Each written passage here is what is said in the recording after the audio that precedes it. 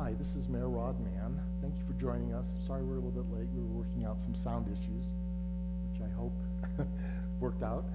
I have with me today Mayor Mark Johnson from Lehi, who's sitting right across from me. We're in a semicircle, appropriately distanced, so that's why we don't have masks. Then we have Ivan and Chelsi Hurtt. They're from Lehi. Met them a couple weeks ago, had lunch with Ivan. I wish they were my best friends, but maybe at some point. Then we have Hugh and Briawna, who are Highland residents. I met Briawna a year ago. I pointed her to the library board and hadn't met Hugh Ronell until just recently, and we had some great conversations, and I'm very appreciative that they're here with us. And then Brandon Bradley, who's a BYU football player, and his wife Alexis, who is the more popular half of their family by far. I've discovered that. So I'm sorry, BYU football fans, but you're outpaced by a young ambassador. Right? And then I'm Rod Mann. We're just going to have a conversation tonight. We're not really rehearsing anything. We're just going to talk about experiences with racial bias, what we can do, what works, what doesn't work. And I thought I'd start the evening off with a question for the Hughes. I had a conversation with Briawna yesterday, and she told me about a meeting they had with young adults over the weekend where they were talking about racial bias. I'm assuming that was topic, and inclusivity, I'm not sure what it was. And she told me about some questions that were asked and responses that were given, and I thought, wow, those are really good questions. And so I'm going to just ask Briawna, let's talk about some of those good questions, and then we'll let you say what happened, and then we can all chime in with our opinions, and I'm going to probably not say as much, hopefully, as everyone else, and we'll go. So tell me about this weekend, Briawna. Well, it's actually not my thing. It was his thing, and I just went along. So he might be able to tell you more about what happened. But as an observer, because I wasn't speaking, I just kind of sat with all the young adults. Sometimes you get more out of it when you observe instead of. For me, it was great because I felt like, sometimes you never know if they're going to ask a lot of questions or if they're just going to kind of be afraid and don't want to. We talked about this, that they don't want to appear that they're ignorant or that they don't understand social justice of any, whatever it is. And so sometimes they're hesitant to ask questions, but I felt like there were quite a few really good questions.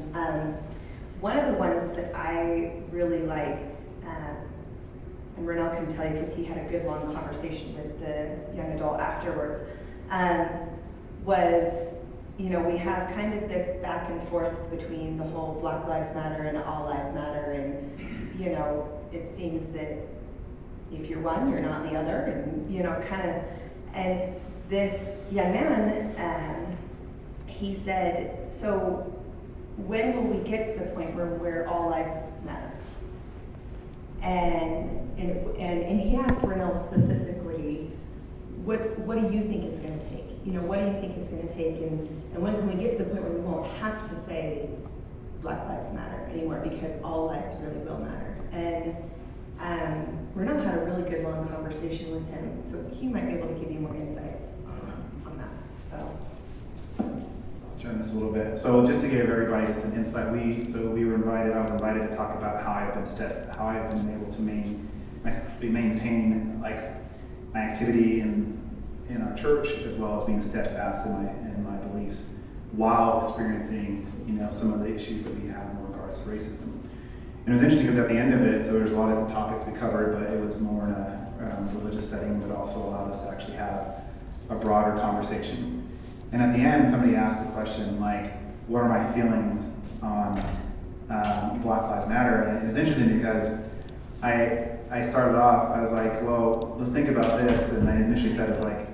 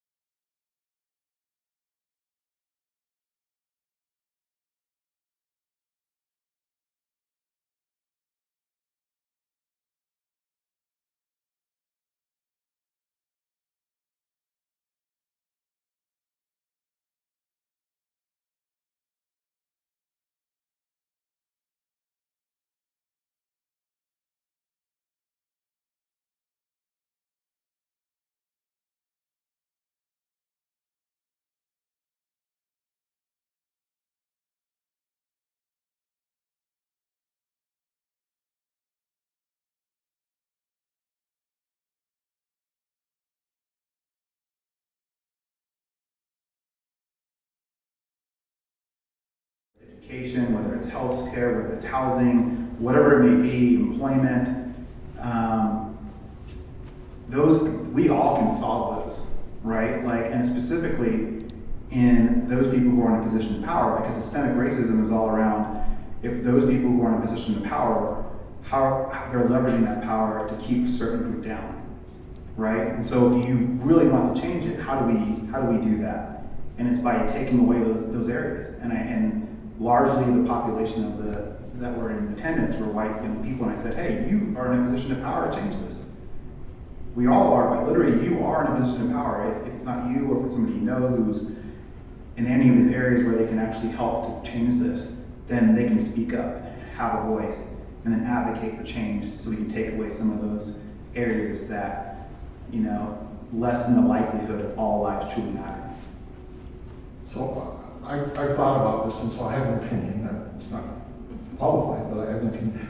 I look at different opportunities I've had or other things, and my ability to influence the decision one way or the other. And I don't think if I did not care for, so let's say Asians, I don't think you could put a system in place that wouldn't let me game it. So, I would, let's say I was hiring for a job. Well, I would hire people, and I would say, well, I like this person because of X, Y, Z, and I'd hire that person. Because you're often in a position when you hire people that, boy, they're all qualified, right? So how do you tend to gravitate to the ones that you like. So it could be unconscious bias. It could be, I really had a bad experience with an Asian 20 years ago, and I really, really would rather not go through that again. So I don't think you can create a system that would prevent that. And I think the way, my view is the way it happens, is that we get to know each other. We talk about problems. Like, Ivan has a really good story about a well-intended, I don't know how to describe it, but I'll let him, he's a really good story about how this happens, and it happened here in Utah, right?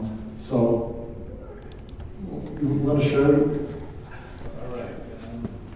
Wasn't a story I was going to tell, so the short of it is, when I spent a lot of time in the military, I also come from a family of police officers and military, and so I kind of have a more complex view, a nuanced view than maybe others. But this particular story is, when I was joining the military, I actually was living in New York, and my three brothers were already in the military, and so they introduced me to a recruiter. I was going through the process, joined the Marine Corps like my three older brothers had, and they could not give me exactly what I wanted.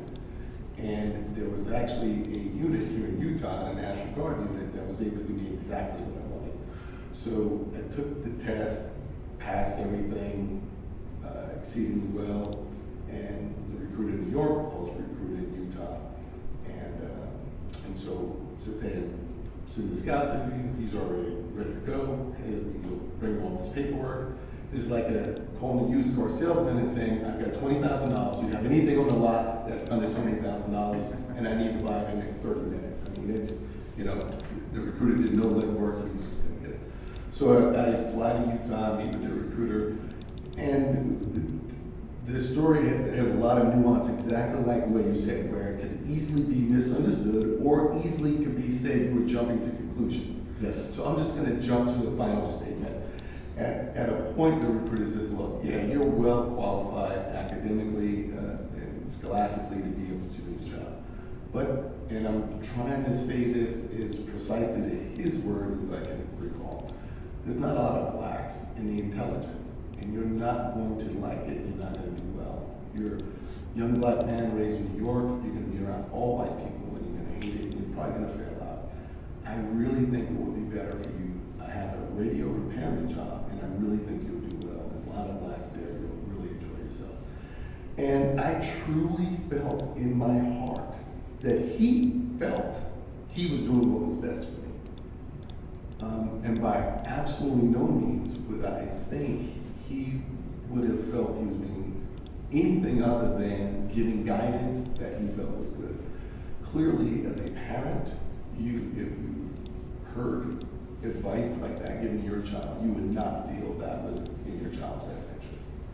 And to be very frank, I had an experience like that going to a Utah university, where I'm in the university and I take a placement test and I go see my counselor. He says, you know what, yeah, you do really well, but you have a very unique individual spirit, you like change, you like to work alone. I recommend you become a bus driver. Now, I'm paying college tuition. I'm in an advanced program, and you're recommending I become a bus driver. That may be because of race, it may not be, I have no idea. But I doubt that was a comment that he gave to too many other kids. So I don't know that I would create a system that fixes that, right? But I love your attitude. You're assuming pure good motives, even when there's a possibility that it isn't. But my experience, and do any of you know Dr. Susan Madsen? She was a UVU professor, ran in a business school, focuses on unconscious bias in the area of women leadership, in business, in government. And I met her and heard her give a presentation, and it made me go, because if you'd asked me if I had any bias towards women in how I talked or what I did, I would say no. But some of the things that when she went through, this is how things are, it made me say, I could do better, right? It didn't, but she never attacked me. She never said anything. And she just recently had an article published in Forbes. She's on the Forbes Leadership Council. And in it, she talked about how people are now asking her about training rights. How do we deal with unconscious bias? And one of her comments about, yes, you can waste a lot of money on it because people do it wrong a lot. She's got studies, and she said about 20% of the time it's effective. And she talked about what is the content that's effective, and it was content that doesn't focus on shaming people, right? So regardless of whether it's accurate or not, if you try and shame somebody or say you're doing something stupid, what's the first reaction, right? We all go, all right, I'm gonna fight back, right? So she said to have effective training, you need to do it in a way that doesn't shame people. So just tell stories. And she said, I don't do video training because it's not nearly as effective as in person, right? And I believe that because I've just seen it in my own self. Now I'm talking too much, so somebody shut me up. But I had a job where I consulted, and I was working with one group, and because of internal politics, it got moved to somewhere else. So I'm just the outside consultant, and I just do what I'm told. But now I'm working with somebody else, and she's Vietnamese, and English isn't her first language, so it's a little bit difficult. And I feel like there's a lot of friction. It's really slow. It's not moving like it was when I was working with these other guys that I really liked and enjoyed. And it was miserable. I hated it. So like for a week and a half, I was not a happy camper. I would fly down to Orange County and I just hated it. So finally one day, I don't know what prompted me, I just turned to her, so tell me about yourself, your story. Well, I found out that she had grown up in Vietnam. Her dad was an officer in the South Vietnamese Army. He was on a hit list when the North Vietnamese won that says, well, when we come, here are the list of people we're going to remove, and he was on that list. So when it was really close to leaving, they knew they were dead, so they got in a boat and just went out in the ocean.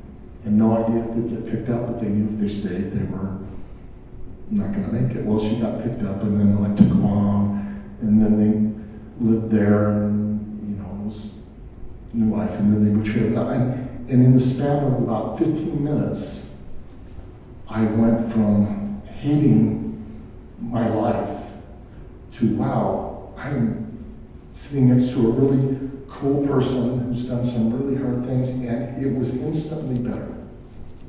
And it was just because I took a moment to get to know that person. Mayor Ronell, I think. Right. I'm sorry. No, it's fine. Brandon, you were Brandon, sorry. You were gonna jump in. I guess this is going back to you mentioned about training and the different types of training and how you should do it. I'm sure there's been research and all this done to figure out what's best, and there's different people who do it and their approaches are different. I find it hard to believe that there is one right way or one right person. I feel so much of that change and trainings come from within of each individual, you know. I've, throughout my life, even more so now, over the past couple months with the temperature of the racial issues in our country, I've learned more and seen more than any time in my life of how many people who just don't want to learn, don't want to know, could care less to know. So no matter who you sit in front of them, no matter how they present it, no matter how they say it, it does nothing. Because they're not in the right mind space to decide, I want to listen, I want to hear, I want to learn, you know. And I think it's, as I'm sort of thinking, as a black man, I don't have that luxury to not listen, right? I have to. In order for me to be successful, in order for me to learn, in order for me to grow, in order for me to be in a position to provide for my family, I have to listen, right? Like, our experiences as black men and women, like, I can't say I'll never talk to a white person again. That's impossible, right? No matter what job, no matter what career I have, I will have to communicate at some point with the white person, right? In that situation, when he was dealing with that guy, I'll never talk to a recruiter, or I'll never talk to the person who had to interview him again. There's no way. There's no way he can get away from that. No way, right? As a parent, there's no way if I have a situation with a principal or a teacher that I don't agree with, and they did something that I felt was racially charged, right? Or it's racially insensitive. There's no way I can tell my kid, you're never going to a school with another white person again. Not that I would ever want to do that, but I don't have that luxury. You don't have a choice. You know, I don't have a choice.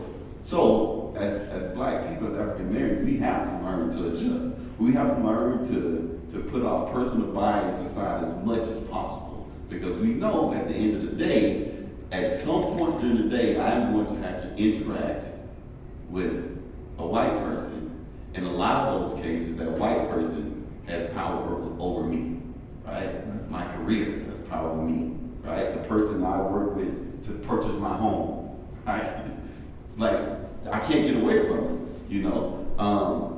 And I think it's something that is often overlooked and not recognized, right? By a lot of people, because we don't have that luxury, right? My world is your world, and I can't get away from you.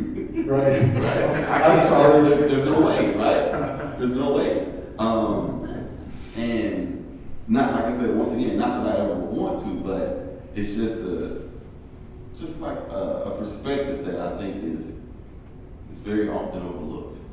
Agreed. Now, you deal with that on a daily basis as part of your job at BYU with the football team, right? You work with the athletes that come in and try and help them fit, right? That's part of your job.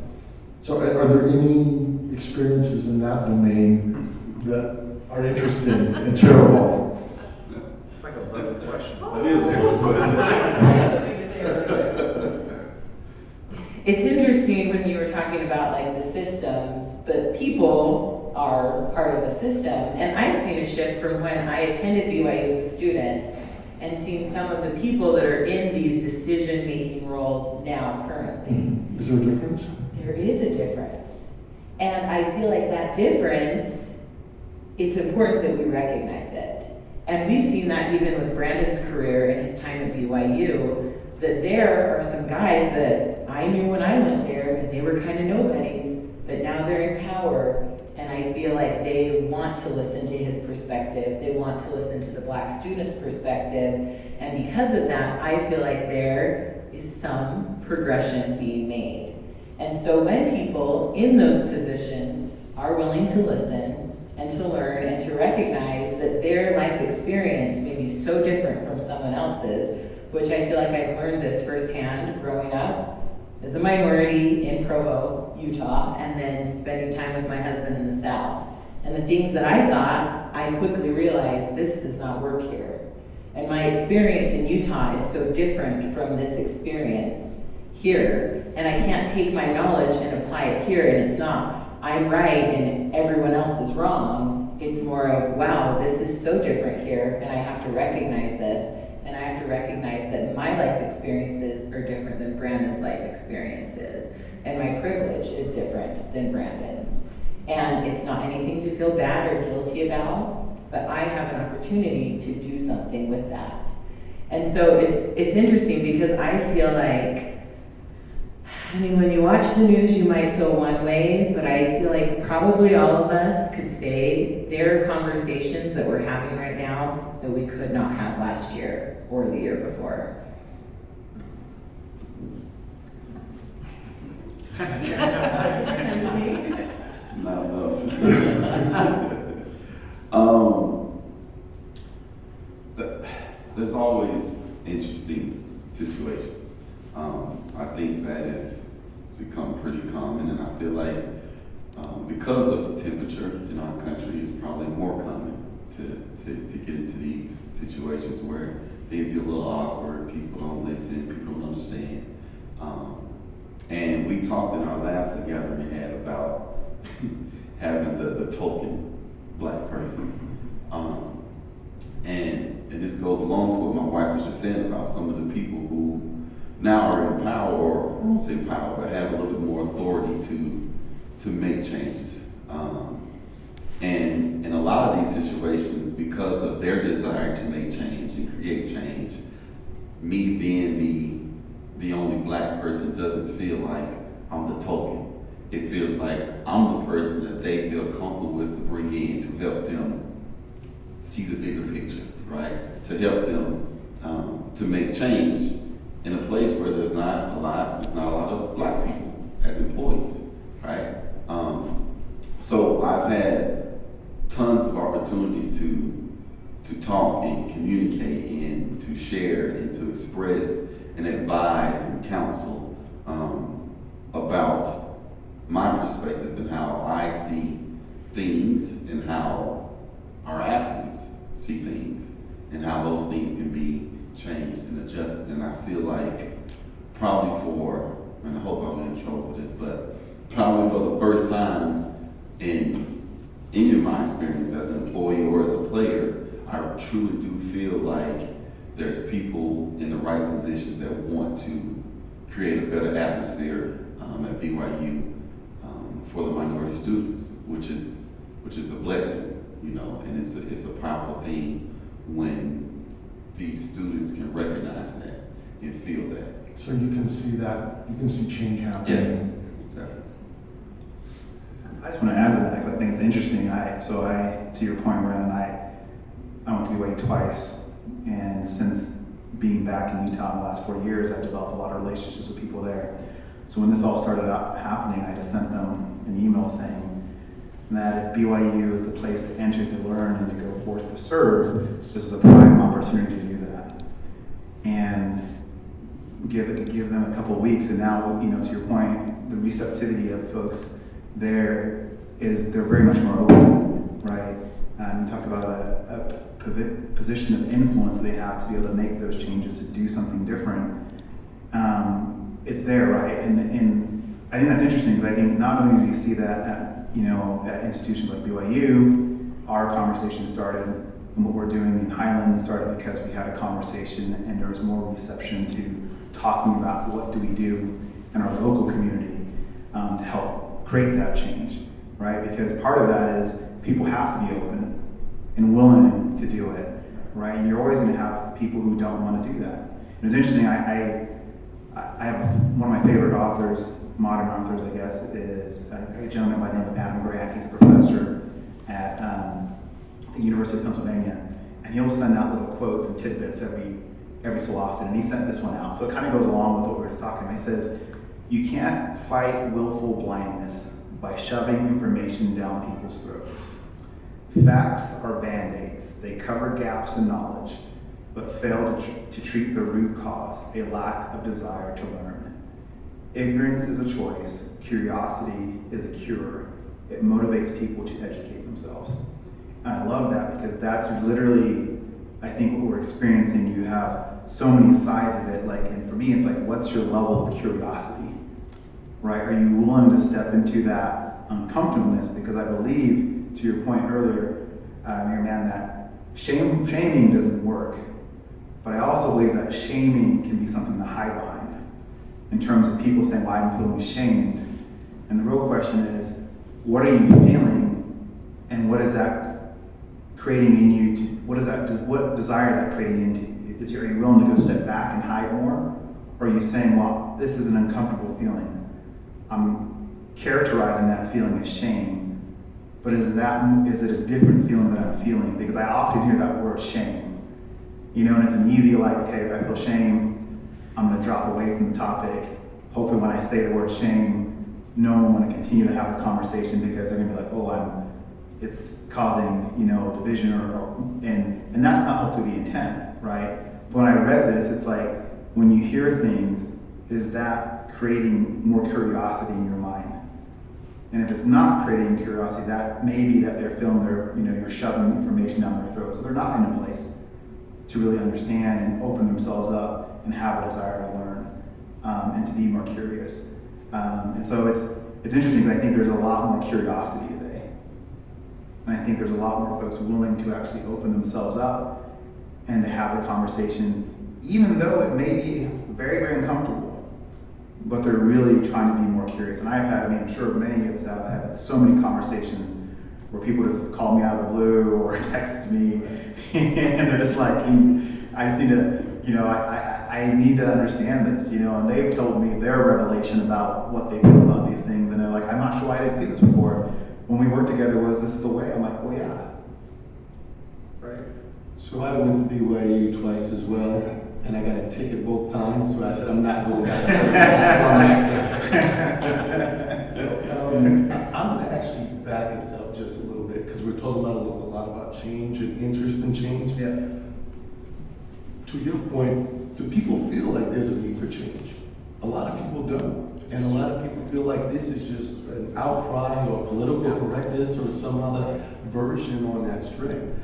And I'm remarried to Chelsi, and so I have adopted children and stepchildren and birth children, and they range in race from full African American, mixed race, to full Caucasian. And for me, I want all of those children to have the equal opportunity to survive and thrive. I want all my children, male and female, regardless of race, to have the ability to do their best, regardless of artificial obstacles. And so I tend to really bring it back very far, because I know a lot of people still are really wondering, is it really a problem? Yeah. And is it really an issue? Like you, I had a lot of phone calls, but my phone calls shockingly were very different from yours. My phone calls were largely, well, one in particular, I hadn't talked to this individual for many, actually once in probably 20 years, and reached out and said, but I still consider him a very good friend, we can just jump right into it. And he said, you've never experienced any racism before, have you? And I said, of course I have. And he said, he was truly dumbfounded. He said, but you're successful. How is that possible? To your point, I've learned to survive in spite of it. And if anything, even at times, use it as a fuel to help me excel, to get up at 5 o'clock versus 7 o'clock, to show to show up and show and represent and go above and beyond, where maybe I wouldn't have actually had that innate burning desire to do it. But ultimately, I do think that there is still a large question mark over a lot of people's heads. My neighbor's heads, my next door neighbor's heads, to be very frank, about is this just the next political correctness, the next, everybody gets a trophy, everybody needs to be heard, everybody needs to be understood, but there's really no root issue. I've heard that a lot. Yeah. And so my question is, how do you deal with that? I mean, how do you get people to be curious, or, well, I I know have things. a little bit of an answer. I don't have all the answers because, like I said, I'm in, as a white person, my job is to listen and to learn. That's my predominant role here. But going to what Ivan was saying, he was talking about his children, and we had a conversation earlier this week where we were talking about, and Ivan, I love that you said that they can thrive and not just survive. And this is an area where I think we have become so politicized and so polarizing. But I think one of the areas that we can actually make some real change and see real impact is in our children's education. And it's fascinating to me. We talk a lot about funding and we talk a lot about all these different things. But to your point, I think, what if we just changed the attitude of people going into education? Like as teachers, what if Ivan, in going into this recruiting event, or recruiting with this recruiter, and coming out of high school as a smart kid, he's got lots of qualifications, if they said, the doors are wide open. What do you want to do? What do you want to do? There's this, there's this, there's this. I think we have to do a better job of providing access to an understanding of what's out there. And that sounds a little idealistic, but the reality is, we talk a lot about this learn, feel, and act. And the learn is the first step for a reason. That if we are going to change this over the next few generations, I think the major answer is change what is possible for all of our children. And instead of it being, oh, well, you're a black kid, you're probably going to be happiest in one of these 3 jobs.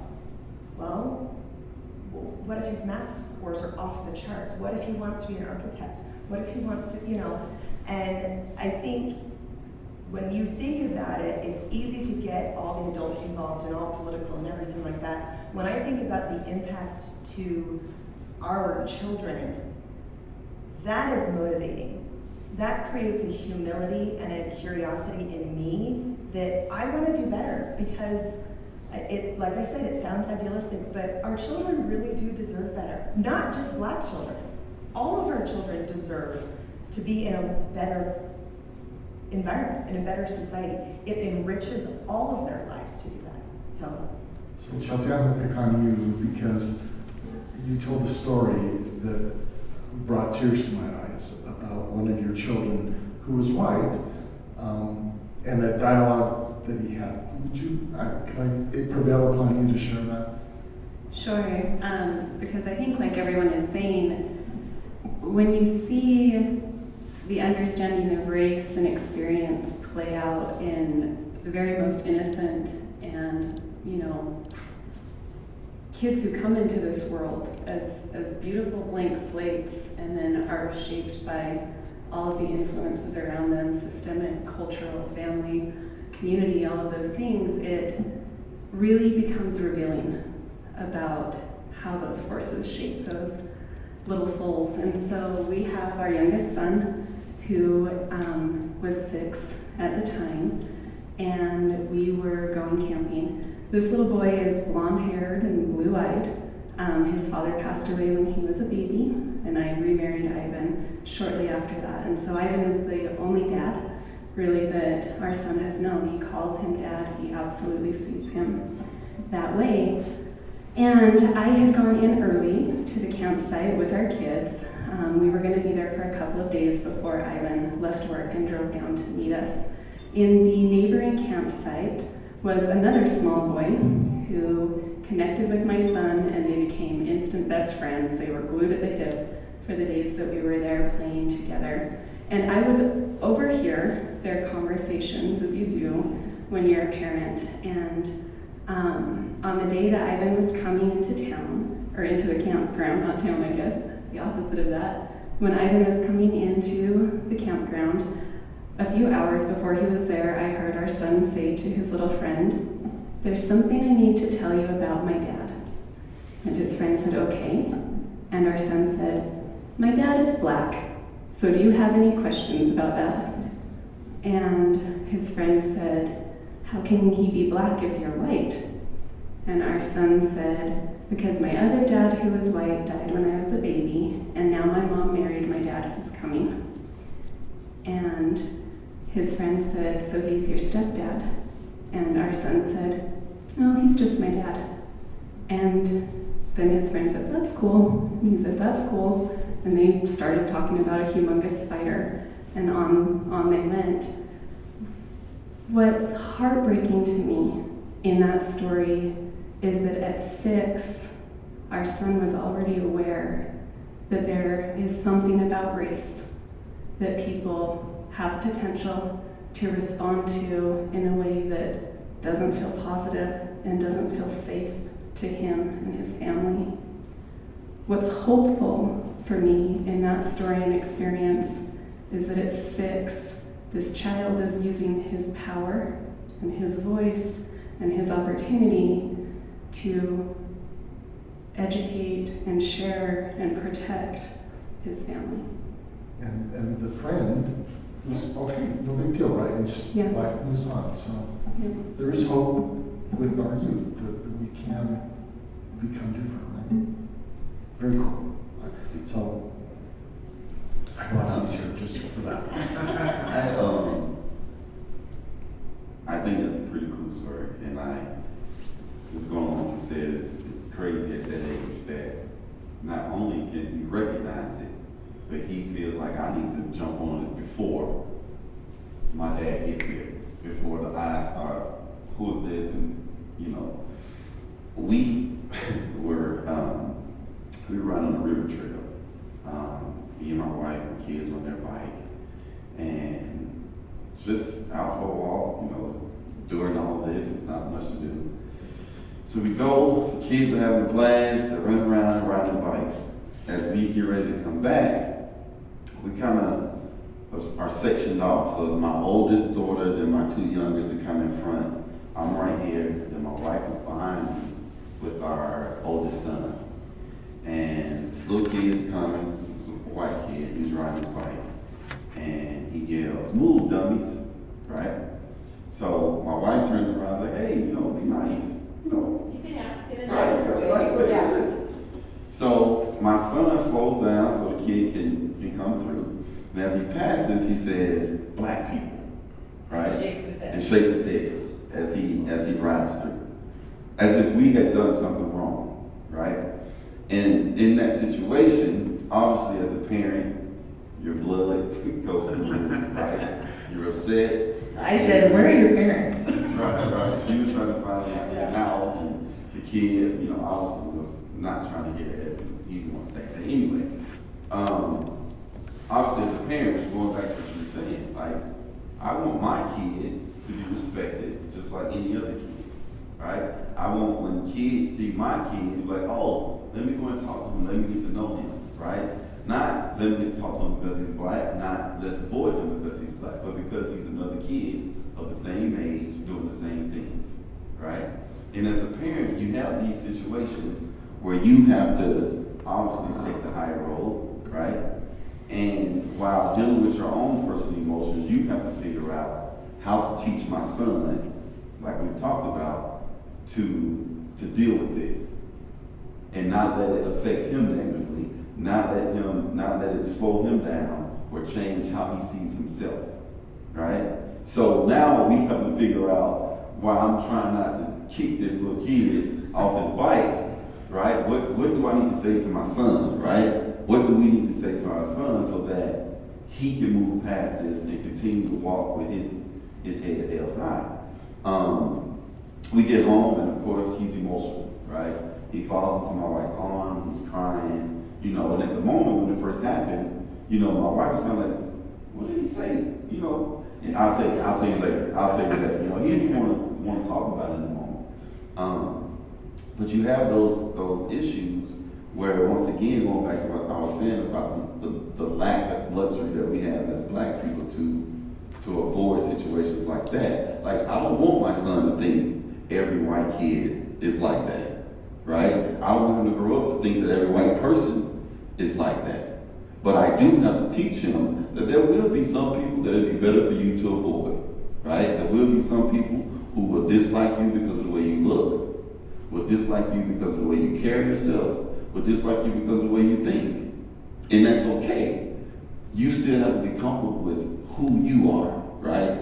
You still have to understand your basis of things that you've been taught. But it's hard when everything around them says differently, right? Mom and dad says one thing, but when I go to school, everything else is the complete opposite almost, you know? So I think all of us can understand, no matter our color, but from the standpoint, perspective of a parent, right? A parent, I want my child, red, blue, black, white, purple, green, to be loved, to be respected, and to be able to be successful based on their merits and not because of what someone assumed they're capable of doing or not capable of doing. So. I wanted to touch upon school, so if this is related to this, go for it. Okay, so we, because of some of the experiences my kids have had in school, I felt like it was my responsibility to try to give some different perspective when we were teaching specifically Black history, which is American history. And so there were some things that were said to my kids and they were very tearful, and I remember them both crying on the couch and just saying, "Mom, fix this. Mom, please fix this." And just like any parent, when your kid gets hurt, you give them a Band-Aid, you try to make it better, you know? And so I felt like I needed to get involved in my children's school. And we actually switched schools recently. And I actually got a phone call from our school's principal saying, we were discussing racism in a meeting, and I've heard some of the things that have been happening in our school district, and I was very, very saddened and upset by it. And what that said to me was, we need to address it at a younger age, so when kids get to junior high and high school, hopefully these things don't happen as much. And she said, will you come in and will you help our school? And I said, sure. I was a little terrified. But I got some friends together I felt that had kind of the expertise in this area. And our goal was to go in and to teach the kids. But what is so interesting, what happened, is I feel like we taught the teachers and the administrators from a children's book. It was as simple as could be. It was called We Shall Overcome, and it's about the history of that song and the freedom singers that traveled throughout the nation singing this message of hope. We didn't have social media and things back then, and so these singers were sharing this message. And as we broke it down, we purchased books for the whole school, so every classroom had a book, and we read different sections every single day. And then we gave the teachers questions and discussion material because we went in there saying, we know what you guys do is so hard, and we want to support you and help you and work together. And so we provided links and YouTube videos and all kinds of things based on the age. And it was so interesting because the teachers were saying, oh my goodness, we didn't even know this. And this is changing our perspective. And I felt like as we were taking these takeaways, because every section that we read each day, it was trying to kind of internalize it, where it wasn't just about race, it's have you ever felt like you were left out? Or have you ever felt like you couldn't do something? And with examples about what if you couldn't eat lunch with your friends? So as we're learning this story, these kids are relating it because they've all felt that before. And we did actually an essay contest, and reading through, we had over 40 essays submitted, and reading through those essays, it was profound. Like, I remember one little boy who said he had cancer and going through chemotherapy, not being able to be around other kids because of his immune system was so weakened, and feeling like he had to sit out, and how he could relate to Black people in our country who felt like they had to sit out and they couldn't be included in some of these things. And that takeaway was so significant to me, because I think it comes down to, we're all people and we felt this. And so in order to be curious, we have to be able to relate even a tiny bit where we can to want to learn more. And so I think that starting at an early age, but then it's also, I think the adults are learning too. And I even went through a bias training as a teenager and was blown away. And it literally changed the way I looked at everything from that point on. And I felt like it was so effective because my mind was young and I didn't have some of these biases already. And it really challenged my thinking of what I knew. And then I had a desire to just look at things differently from that point on. I just want to second that. Ronell and I have talked a lot about this, and a lot about how do you help people be curious? How do you kind of instill that? Because like you said, actually it was Ivan that said that, if they don't want to hear and they don't want to change, we're kind of out of luck, you know? But one of the things that I think is crucial is this idea of, you may not have had that specific experience, but you have felt those emotions. We have all felt the emotion of feeling like we got passed over because of something that was unfair, or feeling like we were excluded because of somebody made a judgment about us, and so then we were excluded from something, and how much that hurts. And whether they're children, whether it's children or adults, we can all relate to those emotions. And this, to me, goes back to when you look at an individual, as opposed to just saying, Black people. Oh, well, Black people want this, and liked your story. Oh, Black people, God, you know. Okay, well, instead of that, what if the kid had just said, hey, can I get by you guys? Hey, you're the same age as me. I mean, it doesn't have to be a whole interaction. But we're so quick to other people, and we're so quick to create divisions instead of saying, I don't know how that experience has hurt you or helped you, but I have felt those emotions, and I can relate to that. I was just thinking of something here. It brought me back to when I first met Ivan. We were at lunch, and he said something that stuck out to me since then, and it's something I've always believed and felt, but it's like I've had this thought my entire life. I don't really, and my wife hates myself, but I don't really care what people think of me. Like, I literally don't. I mean, you can hate it. I didn't say she hates it, but she just is like, I don't like when you say it makes me feel uncomfortable. I'm like, well, it's true. I'm like, if I spent most of my life caring what people think about me, I would literally not have any motivation to achieve, because I'm just second guessing myself every step of the way, right? And when we had lunch that day, this break kind of brought it back, because it's so true. You're always going to have somebody who doesn't like you, right? But for me, or how they treat me, I don't want it to be because of my color. You can not like me, you know? And it's funny because like I have this conversation with my employees where I work, and I say, when people come up to me and say, I don't like that, I'm like, well, it makes me think like, well, what's the reason why you don't like that? And I'm like, and they're like, I don't really know. I'm like, so if I tell you I don't like that you have a mustache, is that okay? They're like, well, no. I'm like, well, yeah, because there's no grounded reason on it, is it, right? I'm just telling you I just don't like it, right? And then so they always typically will stop and be like, yeah, I probably should have some foundation for why I don't like something, right? Like, I should really have some basis for why that's the case. And it's interesting because I think we spend more time, like, I find it hard to believe, like, I've lived in so many different places, and generally speaking, the idea of curiosity has always been a part of my life. And so I don't look at people and say, yeah, you're in this category, so therefore I don't like you. I don't want to be around you, I don't want to associate with you, I have nothing that I can actually gain from, you know, engaging with you. It's literally not the initial thought that comes to my mind.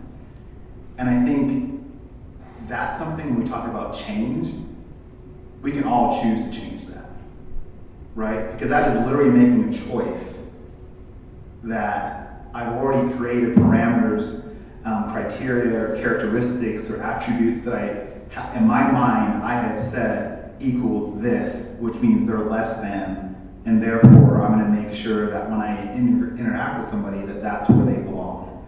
And for sure, I'm going to let them know it. And it's fascinating because I play this game when I find out somebody doesn't like me, I'm just Susan. I'm going to be over nice. I'm going to be over nice. They may not like it, but I'm not going to let you bring me down to that level, because then it doesn't change it. They may never like me, but for me, I'm not going to not like you just because you don't like me, right? And it's something that I think about, that as much of what I've heard tonight is like, this keeps me going back to that. Like, I can't let, sorry to say this way, but I can't let others bring me down to a level where I know that I don't want to be at, and where I know that if I'm there, I probably would be very, very mean and evil, so I still cannot go that level, right?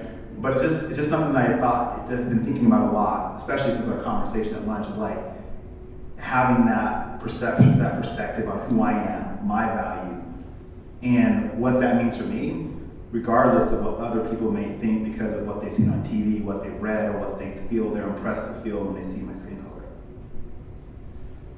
And I've written down a bunch of notes. I was trying to make it so concise, but very much on that point. While I think as humans we do best the more we interact, the fact of the matter is we just don't have enough time to interact more than a limited with a limited number of people.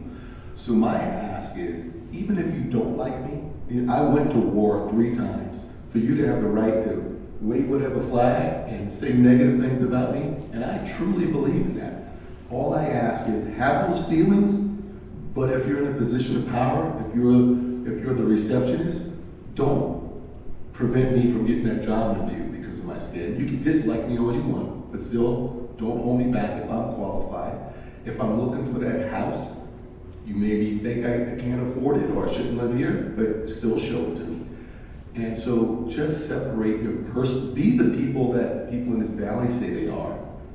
Just live up to the values that you have already, and that's it. And one quick comment connected to that, there is a huge impact on the economy connected to racism. Lost productivity, huge incarceration bills for things that shouldn't really be there.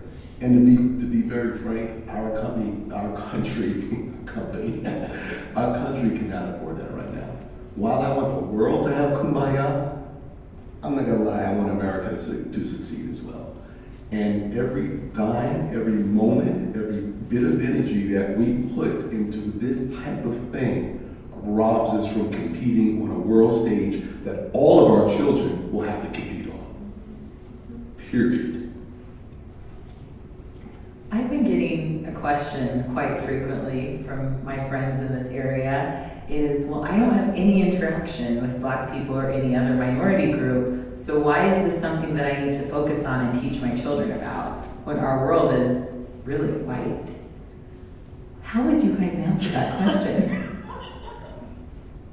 Yeah, I've had the exact same question, and even after the previous event that we talked to, there was a person who said that actually to me as a council person, and I said, but that's okay, because to be frank, everybody needs to have adjustment.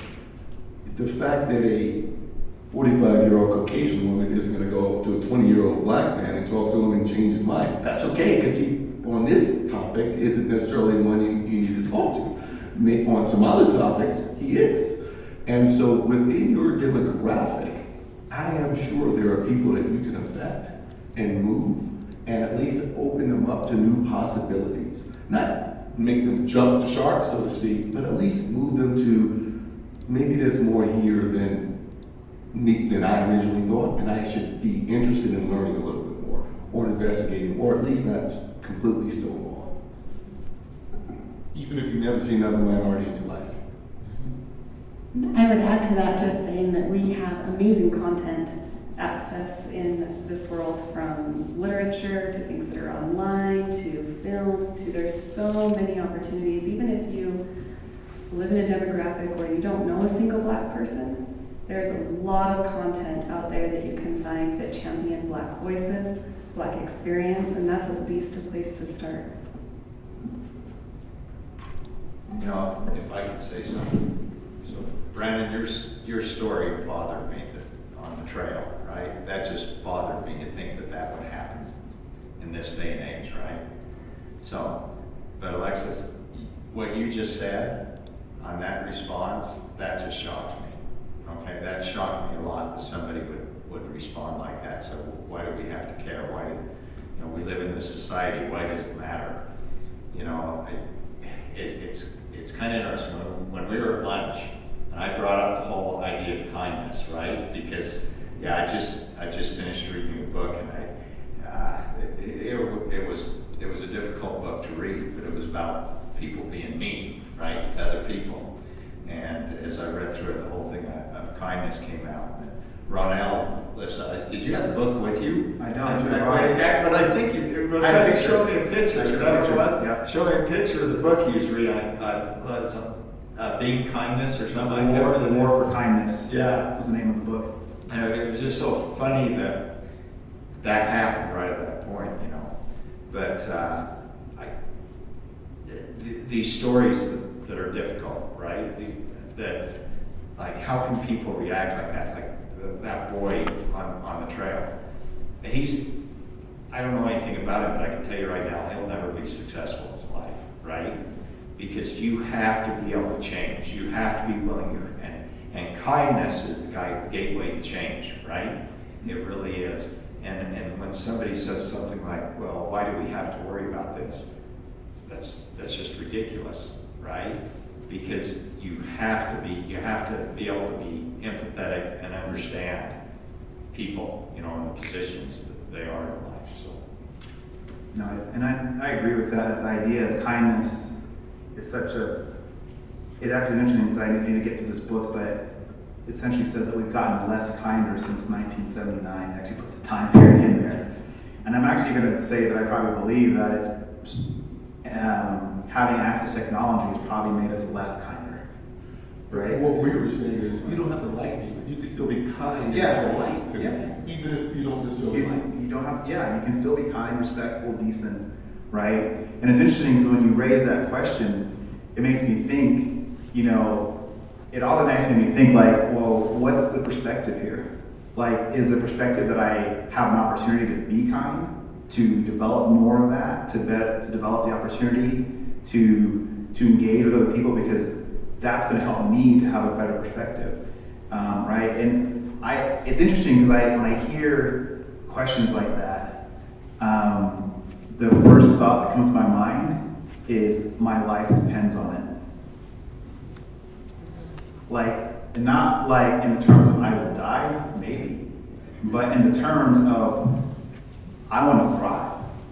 And so if you are not going to be willing to open yourself up and to have a willingness to learn, then guess what? That limits my opportunities. And if that becomes the case, that's when it's harmful, right? The idea that then takes away from somebody else because you're willing to kind of stay in a comfort zone that allows you to be safe and at peace, right? That worries me. You know, and when we first moved here, people would say to us, oh, we live in a safe community. I'm like, define safe for me. Safe for who? Yeah, like define safe for me. What does that mean, right? But that's what I think of when that question gets asked. Like, my life depends on it. Figuratively and literally, like it literally depends on your willingness because, and you said it at the beginning, Brandon, like, that's what we do every day. I have to be aware. I have to be conscious of the environments I'm in, right? I have to be conscious of how I present myself and all of those things because I have to.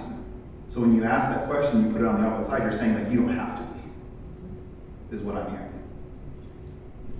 I was just going to add, it's really interesting. I can't remember who said it, but I saw someone's post recently and they said, racism will never end until white people realize that it's actually a white problem, not a black problem. And I was like, ooh, that one stings. I was like, no, it's not. It's everybody's problem, isn't it? And as I started thinking about it, I thought about that exact question of, well, it doesn't affect my life, so what does it have to do with me? And it's so easy for us, and I say this as a white person, it's so easy for us to just say, well, it doesn't affect me, so I don't have a say. I don't have a voice in this. And, you know, I think about it, and I've had a couple conversations with my mom recently, and for the longest time, my family and, you know, other people have basically just said, oh, well, this is kind of in your head. Like, you know, the things that your children are dealing with or all this, it's like you choose to find those things. And that's neither here nor there because we could go into that whole conversation another time. But the thing that really stuck out to me is that idea of we have to take some ownership of this as white people to really learn and listen. And that is really hard for us to do because we have grown so used to things going the way that we expect them to go. And this requires some humility and it requires some willingness to say, I'm okay with a little bit of discomfort if it means that we can actually make things better. But to say, well, it doesn't involve my own specific world, so therefore I don't have to do anything. First of all, you don't know what your future holds. You might have a son or a daughter who marries someone of a different race. And then what are you gonna do? You know, change at that point? You know? So I think it behooves us, especially as white people, to listen and to learn and to say, you know what, I don't have all the answers. And we're not used to saying that a whole lot. So we can do better. Let me just add one caveat for me that's really critical on your statement. For me, racism isn't hurting my feelings. Racism is having power that then you usurp over me because of my race. So whether it's a job or police or whatever. So just call me, if I walk out here and somebody calls me a bad word, I'm gonna go home and eat my dinner like I normally would. Right. If I go out here and a policeman of any race decides he has a problem with me, I'm not gonna have that experience, right? So for me, racism means someone is using some power to prevent me, like you said, from having my life, liberty, and pursuit of happiness. And so because, for whatever reason, whether it's because they were the smartest, whether it's because they had a different start, whatever the reason, predominantly white people are in leadership positions.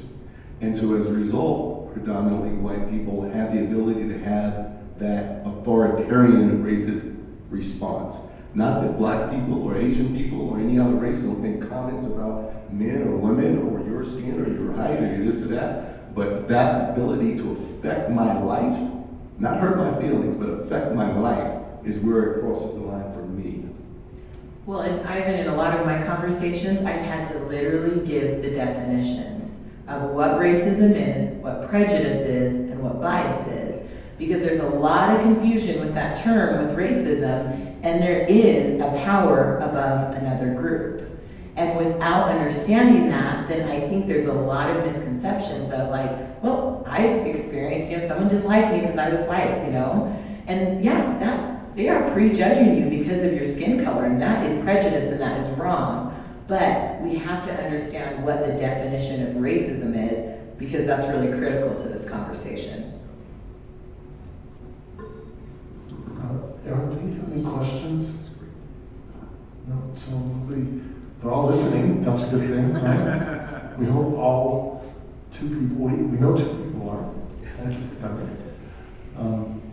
Is there any, I know we're kind of running past our hour, is there anything anybody would like to share, the notes you've written that you haven't said? Something?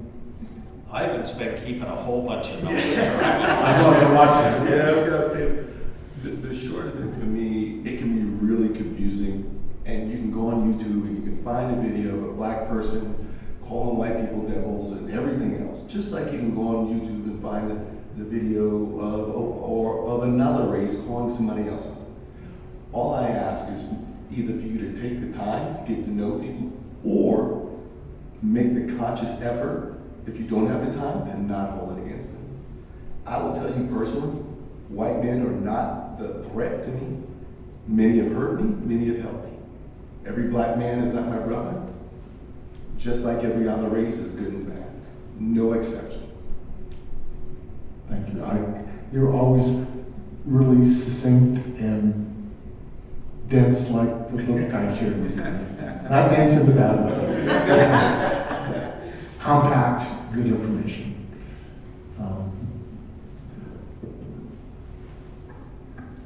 Alexis, anything? I thought Brandon had something to say, and I want to urge you to over here. Well, I'm still looking forward. So here's one question for you. In your job at BYU, you interact with players, and they come to BYU. For them, what is their biggest concern coming to BYU? You mentioned it. I think you mentioned it to me about. I won't go into too much detail, but their biggest concern is the culture, right? It's not academics, it's not the honor code, it's the culture which has been created on BYU's campus due to the religion, right? That's their biggest concern. So they're dating somebody and. Which happens. They find out that they're not a member of the church and they don't have anything to do with them. Like, done, right? They have, other students who don't want to associate with them because of that, because they're not members of the church, or because they drink Coke, or Pepsi, I'm in trouble.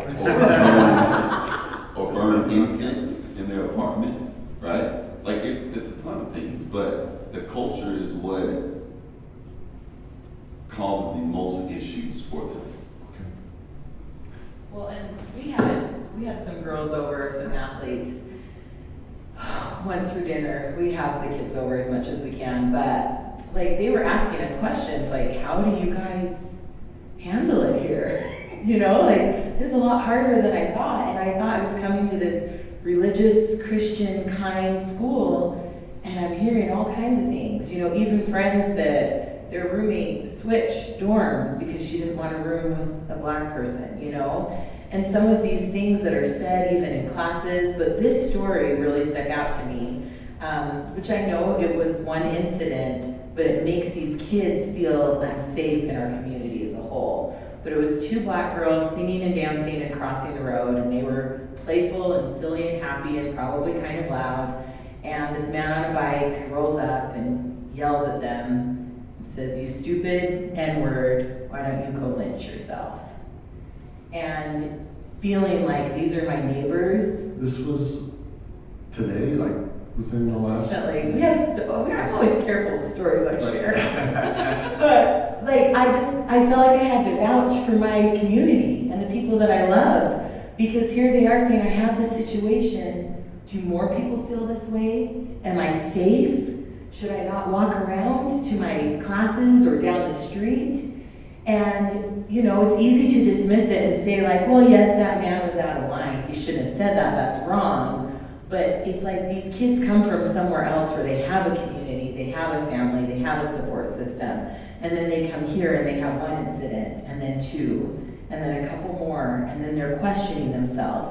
And they start to question others around them. And I feel like sometimes Brandon and I are both in a position where it's like, we want them to graduate, we want them to get an education, but not at the expense of their mental health or them feeling safe.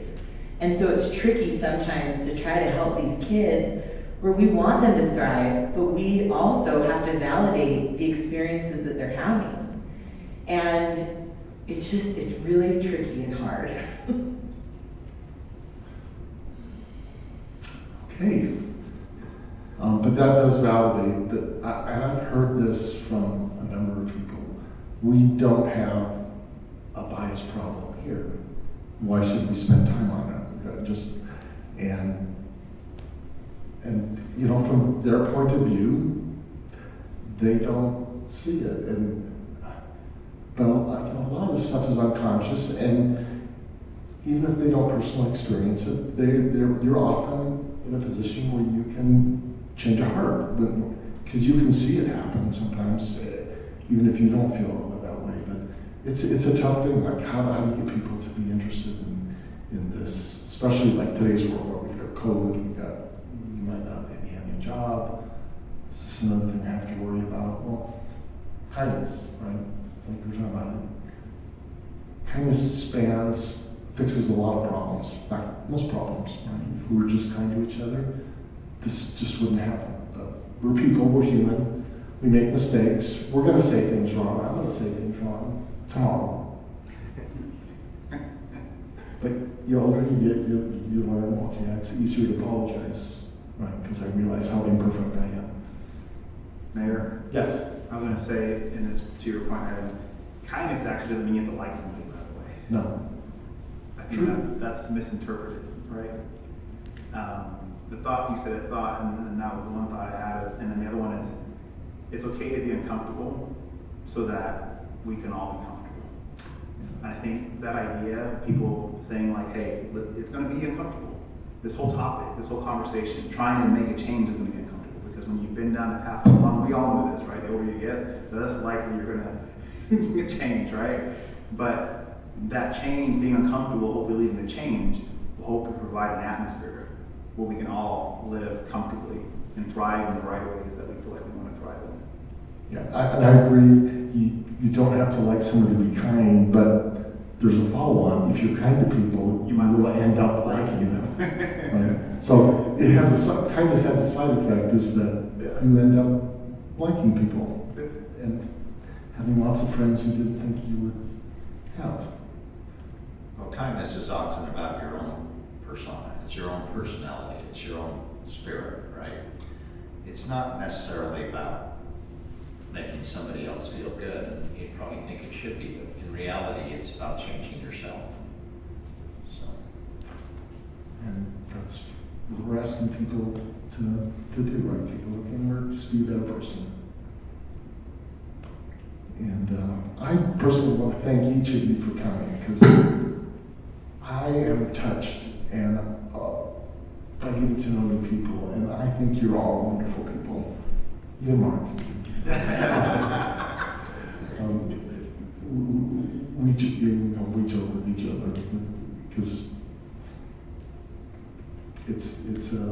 we get a lot of grief, so we can joke with each other. But I'm just, if I could hug all of you today, I would. So consider yourself hugged. And thank you for coming. I appreciate it. I'll be following up with you on different things. I made mental notes that I need to ask you about this. So don't be surprised if I call you. Ronell and Briawna, we'll see you a lot. Thanks, Mark, for coming. Neighboring city, I always tell people you can repent if you left Highland and come back. Doors open, it swings both ways. But Lehi's a great neighbor, and I love your mayor down there in Spanish Fork, and you get the award for coming furthest distance, and appreciate your perspectives. Thank you again for coming, and good night to people in Highland or anywhere else that's listening to this. We hopefully some of the Lehiites, what do you call yourselves? I don't know. That's been debated for years. So, People from Lehi. people from Lehi residents, thank you for joining us, and feel free to interact with Mark and myself if you can see how either of our cities could do better in whatever area you're interested in. And thank you for joining us, and good night.